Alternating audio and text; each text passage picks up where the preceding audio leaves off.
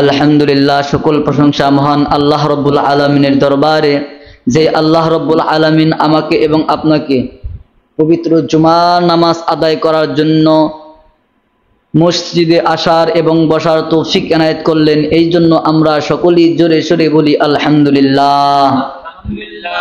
আল্লাহ রব্বুল আলামিন আমাদের মতো অনেক যুবক ভাইদেরকে এই সমাজের মধ্যে রাখছেন, এই গ্রামের মধ্যে রাখছেন, কিন্তু আল্লাহ রব্বুল আলামিন সবাইকে মুহাব্বত করে না, সবাইকে হেদায়েত দেয় না। আল্লাহ রব্বুল আলামিন যাকে হেদায়েত দেয় একমাত্র সেই আল্লাহ রব্বুল আলামিনের ইবাদতে মশগুল থাকতে পারে, ঠিক কিনা?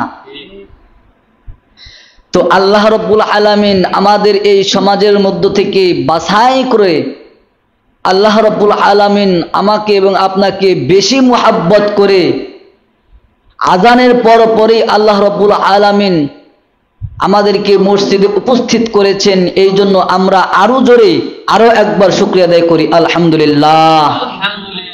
শুকরিয়া আদায় করলে রাজি হন কে? খুশি হন কে? আল্লাহ খুশি হয়। কিন্তু যারা নাস্তিক বেঈমানেরা আছে তাদেরকে মাথা চারা দেওয়া, ঠিক কিনা? কেন তারা আল্লাহর শুকরিয়া আদায় করে? ইহুদিরা চিন্তা করে এই মুসলমানরা যদি আল্লাহর শুকরিয়া আদায় করে, আল্লাহর ইবাদতে মশগুল থাকে, তাহলে তো তাদের ধর্ম আমাদের ধর্ম থেকে উপরে যাবে, আমরা তো নিচে চলে যাব। তাহলে কিভাবে সম্ভব? ঠেকাও, এই মুসলমানদেরকে কিভাবে ইসলাম থেকে খারিজি করা যায়, মুসলমানদেরকে কিভাবে এই ইসলাম ধর্ম পালন করা থেকে কিভাবে বাধা দেওয়া যায়, তারা সদা সর্বদাই তারা চেষ্টা করে যাচ্ছে। কিন্তু আমরা সাধারণ মুসলমান, আমাদের ঈমান দুর্বল, আমাদের ঈমান দুর্বল থাকার কারণে কিন্তু আমরা সেদিকে লক্ষ্য করি না। আমরা মনে করি শুধু নামাজ পড়লেই আল্লাহর ইবাদত বন্দেগী হয়, জিকির করলেই আল্লাহর ইবাদত বন্দেগী হয়, সওয়াব আপনার রমজান মাসে সিয়াম সাধনা করলে ইবাদত আল্লাহ রব্বুল আলামিন খুশি হয়ে যান। নো, আল্লাহ রব্বুল আলামিন এতেই খুশি নয়, বরং আল্লাহ রব্বুল আলামিন বলেছেন তুমি যদি এক ওয়াক্ত নামাজ না পড়তে পারো, তুমি যদি একদিন রোজা না রাখতে পারো, আমি আল্লাহ রব্বুল আলামিন তোমার জিন্দেগীর গুনাহ খাতাগুলোকে মাফ করে দিতে পারি। কিন্তু তুমি মানুষের সাথে বেঈমানি করো না, মানুষের হক তুমি নষ্ট করিও না, ঠিক কিনা ধরে বলেন? আর আমার সাথে শিরিক করিও না। তাহলে এর দ্বারা বোঝা গেল শুধু নামাজ পড়লেই ইবাদত হয় না, জিকির করলেই ইবাদত হয় না। আপনাকে মাথায় রাখতে হবে, আপনার নামাজও আদায় করতে হবে, জিকিরও করতে হবে, সিয়াম সাধনাও করতে হবে, এবং আপনার কানটা ওই দিকে নজর রাখতে হবে, দেখতে হবে আমাদের দরজার পিছন দিয়ে তাসলিমা নসরিন আসে কিনা, ঠিক কিনা ধরে বলেন? যখনই তাসলিমা নসরিন আসবে, এরকম যারা তাদের অনুসারী যারা আছে তারা যখন আসবে, তাদের বিরুদ্ধে সদা সর্বদাই তাদের বিরুদ্ধে মোকাবেলা করতে হবে, তাহলেই মুসলমানের পরিচয় হবে, ঠিক কিনা ধরে বলেন? যদি আপনি বলেন আমি শুধু নামাজ পড়বো, আমি শুধু জিকির করব, আমার কে নাস্তিকগিরি করলো, কে রাসূল সাল্লাল্লাহু আলাইহি ওয়াসাল্লামকে গালি দিল, কে মুহাম্মদ সাল্লাল্লাহু আলাইহি ওয়াসাল্লামের চরিত্রহীনতা বলে গালি দিল, আমাদের ওদিকে কোনো ভ্রুক্ষেপ নাই, আমরা শুধু নামাজ পড়বো, ইবাদত করব, জিকির আজগারের মধ্যে থাকবো, তাহলে আপনার ঈমান পরিপূর্ণ হয় না এখন পর্যন্ত, ঠিক কিনা ধরে বলেন? আপনার ঈমান তখনই পরিপূর্ণ হবে যখন আপনি রাসূল সাল্লাল্লাহু আলাইহি ওয়াসাল্লামের বিরুদ্ধে যদি কেউ কথা বলে, আপনার অন্তরের মধ্যে লেগে যাবে আমার বিশ্বনবী হযরত মুহাম্মদ সাল্লাল্লাহু আলাইহি ওয়াসাল্লামের নামে এত বড় কথা, যার কারণে আমি দুনিয়ায় আসতে পেরেছি, যার কারণে আল্লাহ রাব্বুল আলামিন আমাদেরকে জান্নাতের মধ্যে সবার আগে আমাদেরকে জান্নাতে ঢুকাবেন। তাহলে এমন ব্যক্তিকে, এমন আল্লাহ ভীরু, এমন আল্লাহ তাআলার বান্দা ও রাসূল, তাকে যদি গালি দেয় আমরা কখনোই মুসলমান সহ্য করতে পারবো না, ঠিক কিনা ধরে বলেন? তাহলেই আপনি প্রকৃত মুসলমান হতে পারলেন। এখন যদি আপনি মনে করেন আমি শুধু মাদ্রাসায় পড়বো, আমি শুধু কিতাবাদি পড়বো, মানুষদেরকে দর্শ দেব, মানুষকে কোরআন শিক্ষা দেব, তাহলে আপনি কখনোই প্রকৃত মুসলমান হতে পারবেন না। আপনাকে মুসলমান হতে হলে আপনাকে কি করতে হবে? অবশ্যই আপনার সমাজের মধ্যে যদি কোনো শিরক বিদআত থাকে, কিভাবে শিরক বিদআত দূর করা যায় এদিকেও আপনার লক্ষ্য করতে হবে, ঠিক কিনা ধরে বলেন? আল্লাহ রাসূল সাল্লাল্লাহু আলাইহি ওয়াসাল্লাম বলেছেন তোমরা যদি ইবাদতে মশগুল থাকতে চাও তাহলে দুইটা তোমাদের পথ অবলম্বন করতে হবে। কয়টা? দুইটা পথ, এক হলো রিজালুল্লাহ আর একটা হলো কিতাবুল্লাহ। এখন রিজালুল্লাহ আর কিতাবুল্লাহকে এটা আমাদের ভালোভাবে বুঝতে হবে। কিতাবুল্লাহ দ্বারা আল্লাহ তাআলা কি উদ্দেশ্য করেছেন, রাসূল সাল্লাল্লাহু আলাইহি সাল্লাম কি বুঝিয়েছেন, এবং রিজালুল্লাহ দ্বারা আল্লাহ তাআলা কি বুঝিয়েছেন, রাসূলুল্লাহ সাল্লাল্লাহু আলাইহি সাল্লাম তার উম্মতদেরকে, তার জাতিদেরকে কি শিক্ষা দিয়েছেন, এই শিক্ষা আমাদের দরকার আছে না? এটা আমাদের জানতে হবে না? জানতে হবে।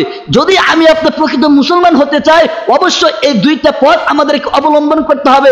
এই দুইটা পথ যদি আমি আপনি অবলম্বন করতে পারি, তাহলে অতি নিকটেই আল্লাহ তাআলার প্রতি আমরা দূরীভূত হতে পারবো। ঠিক কিনা ধরে বলেন? তাহলে এক নম্বর হলো কিতাবুল্লাহ। কিতাবুল্লাহ কি?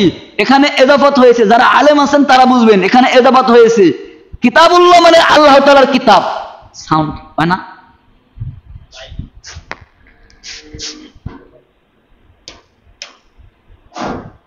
কিতাবুল্লাহ মানে আল্লাহ তাআলার কিতাব। তার মানে যেহেতু আল্লাহ তাআলার কিতাব বলা হয়েছে, তাহলে কোন কিতাবের কথা বলা হয়েছে? কোরআন শরীফের কথা বলা হয়েছে। কোন কিতাব? কোরআন শরীফের কথা বলা হয়েছে। দুনিয়ার বুকে অনেক কিতাবাদি আছে, আছে না? আমরা যারা পড়ালেখা করি, আমরা কি শুধু কোরআন শরীফই পড়ালেখা করি? মানুষের লেখা অনেক কিতাব আমরা পড়ে থাকি। ঠিক কিনা ধরে বলেন? সাহাবায়ে কেরামগণ লিখেছেন, তাবেঈনরা লিখেছেন, তাদের অনেক লেখা কিতাবাদি আমরা পড়ে থাকি। কিন্তু তাদের লেখা কিতাব, এটাও কিতাব, আর আল্লাহ তাআলার যেই কিতাব আমাদের উপর নাজিল করেছেন, এটাও কিতাব। যখন রাসূল সাল্লাল্লাহু আলাইহি ওয়াসাল্লামের উপর কোরআন নাজিল করা হলো, তখন আল্লাহ তাআলা বলে দিয়েছেন, ইয়া রাসূলুল্লাহ, ইয়া হাবিবাল্লাহ, আমি আপনার উপর এমন একটা গ্রন্থ নাজিল করলাম, এমন গ্রন্থ, এই গ্রন্থ দুনিয়ার বুকে, এমন গ্রন্থ, এমন আপনার সাহিত্য আকারে, এমন কবিতা আকারে দুনিয়ার বুকে আর কেউ রচনা করতে পারবে না। তার মানে বোঝা গেল আল্লাহ তাআলার কিতাব এই পৃথিবীর মধ্যে সবচেয়ে থেকে ঊর্ধ্বে। ঠিক কিনা ধরে বলেন? এই কিতাবের মধ্যে মানুষ কিভাবে ইবাদত করবে, আমি শুরুতেই বলেছি, ইবাদত করার জন্য আপনার দুইটা পথ অবলম্বন করতে হবে।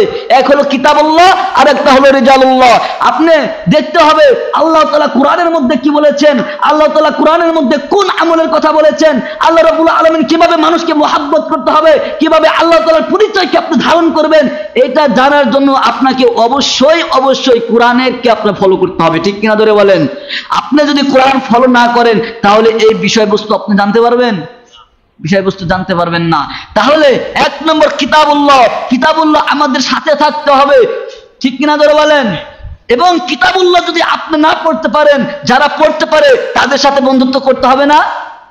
এই জন্য আল্লাহ রাব্বুল আলামিন বলেছেন, রিজালুল্লাহ, যারা আমি দুনিয়ার বুকে মানুষদেরকে মনোনীত হিসেবে সৃষ্টি করেছি, আমি দুনিয়ার বুকে হযরত আদম থেকে নিয়ে এই পর্যন্ত যত মানুষ আমি অবতীর্ণ করেছি, তার মধ্য থেকে লক্ষাধিক, লক্ষ লক্ষ আমার নবীদেরকে পাঠিয়েছি। ঠিক কিনা ধরে বলেন? আমি তাদের মধ্যে এমন একটা জিনিস সেট করে দিয়েছি, যা সাধারণ মানুষ আর তাদের মধ্যে কখনোই এক হতে পারবে না। তাদের মধ্যে একটা ডিস্টেন্স আছে, তাদের মধ্যে পার্থক্য রয়েছে। এই জন্য আল্লাহ তাআলা তাদেরকে মনোনীত হিসাবে, বান্দা হিসাবে আখ্যায়িত করেছেন। তাহলে এই যে আল্লাহ তাআলা বলেছেন, তোমরা, আমি যাদেরকে নাজিল করেছি, মনোনীয় বান্দা হিসেবে নাজিল করেছি, তোমরা তাদেরকে অনুসরণ করো, তাদেরকে অনুসরণ করো। হযরত আদম আলাইহিস সালামকে সৃষ্টি করেছেন, হযরত নূহ আলাইহিস সালামকে সৃষ্টি করেছেন। যখন নূহ আলাইহিস সালাম দুনিয়ার বুকে এসেছেন, তখন তার গোত্রের লোকেরা তাকে অনুসরণ করেছে, অনেকে অনুসরণ করে নাই। যখন তিনি চলে গেছেন, হযরত ইয়াকুব আলাইহিস সালাম, হযরত ইউনুস আলাইহিস সালাম, হযরত ইব্রাহিম আলাইহিস সালাম, তখন যিনারা এসেছেন, তারা যখন এসেছেন, তখন তাদের যুগেও তাদের উম্মতেরা ছিল, তারা কেউ তাদেরকে অনুসরণ করেছে, কেউ অনুসরণ করে নাই। ঠিক কিনা? ঠিক তেমনি ভাবে শেষ নবী হিসাবে আল্লাহ তাআলা আমাদের উপর হযরত মুহাম্মদ রাসূলুল্লাহ সাল্লাল্লাহু আলাইহি ওয়াসাল্লাম আমাদেরকে উপহার দিয়েছেন এবং জানিয়ে দিয়েছেন, এ মুসলমান, তোমরা জেনে রাখো, আমি হযরতে মুহাম্মদ রাসূলুল্লাহ সাল্লাল্লাহু আলাইহি ওয়াসাল্লামের পরে আর কোন মানুষদেরকে, আর কোন নবীদেরকে আমি সৃষ্টি করব না। এটাই শেষ নবী। এই নবী যখন যেই সিদ্ধান্ত নেবে, তোমরা এটাই অবলম্বন করবে। তোমরা যদি রাসূল সাল্লাল্লাহু আলাইহি ওয়াসাল্লামের থাকাকালীন যদি তুমি ইউনুস নবীর কথা শোনো, রাসূল সাল্লাল্লাহু আলাইহি ওয়াসাল্লামের থাকাকালীন যদি তুমি ইয়াকুব নবীর বিধিবিধানকে যদি তুমি ফলো করো, তাহলে তোমরা কখনোই আমার প্রকৃত পরিচয় সম্পর্কে জানতে পারবে না। ঠিক কিনা ধরে বলেন? তাহলে রাসূল সাল্লাল্লাহু আলাইহি ওয়াসাল্লাম দুনিয়ার বুকে এসেছেন, এই জন্য আমাদেরকে কি করেছেন? আমাদেরকে একটা এলান দিয়েছেন, তোমরা উপরে যত নবীরা এসেছেন সবার প্রতি আপনাকে বিশ্বাস রাখতে হবে, সবার প্রতি আপনার ভালোবাসা রাখতে হবে, কিন্তু তাদের বিধিবিধান মানা যাবে। এই বিধিবিধানের মধ্যে অনেক ঘাটতি রয়ে গেছে, অনেক আপনার তারা পরিবর্তন করে ফেলেছে, অনেক ইহুদি নাসারারা তারা পরিবর্তন করে ফেলেছে। এই জন্য আল্লাহ তাআলা দেখেছেন যেহেতু আমি তাওরাত কিতাব অবতীর্ণ করেছি, ইনজিল কিতাব অবতীর্ণ করেছি, যখন দেখলেন মানুষের মধ্যে এটাকে পরিবর্তন করা শুরু করে দিয়েছে, তখনই রাসূল সাল্লাল্লাহু আলাইহি ওয়াসাল্লামের উপর আল্লাহ তাআলা কোরআন নাজিল করলেন। এবং কোরআনের মধ্যে নাজিল করার পর আল্লাহ তাআলা বলে দিয়েছেন এই কিয়ামত পর্যন্ত এই কোরআনকে একটা জবর, একটা জের, একটা পেশ কেউ পরিবর্তন করতে পারবে না। আজ পর্যন্ত পরিবর্তন হয়েছে? আজকে আপনারা দেখেন নাই ভারতের একজন 26টা আয়াত চেঞ্জ করে দিতে চেয়েছিল, কখনো পারবে? দুনিয়ার প্রত্যেকটা মুসলমান, প্রত্যেকটা আলেমদেরকে যদি হত্যা করে ফেলে দেওয়া হয়, তারপর আল্লাহ তাআলার কোরআন কখনো শেষ করতে পারবে না। ঠিক কিনা ধরে বলেন? কারণ এটার ওয়াদা তো আল্লাহ করেছে। আল্লাহ করেছে না? আল্লাহ করেছে। যখন আমি পাহাড়কে আমি কোরআন নাযিল করলাম, পাহাড় বলল না আমি সহ্য করতে পারবো না। যখন জমিনকে বলা হলো, জমিনও নিষেধ করে দিল।